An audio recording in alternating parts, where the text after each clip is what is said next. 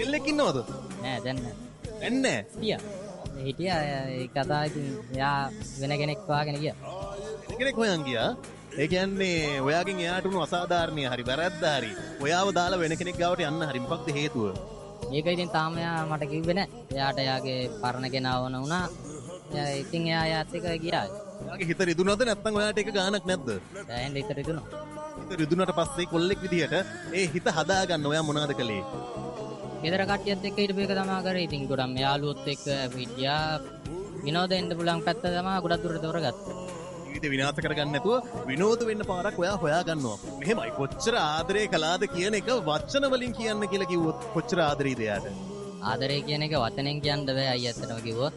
ඒ වුණාට මම එයාට පණඩ වාගේ ආදරේ කරා. එයාට ඉතින් ඒ ආදරේ මදි වෙන්න ඇති නේ. එයාගේ සතුට තියෙන තියනක් වෙන්න ඇති නවතින්න ඇති. අපි හැමෝම නවතින්නේ අන්තිමට ගිහිල්ලා අපේ සතුට තියෙන තැන. දැන් ඔයාගේ සතුට තියෙන තැන කොහොමද හොයාගන්නේ අපි? තව ටික කාලයක් ඉවසමු නේ. ඉවසමු. මොන වගේ කෙල්ලෙක්ද මොන වගේ කෙනෙක්ද ඔයාගේ ජීවිතේට ගැලපෙනවා කියලා ඔයා හිතන්නේ?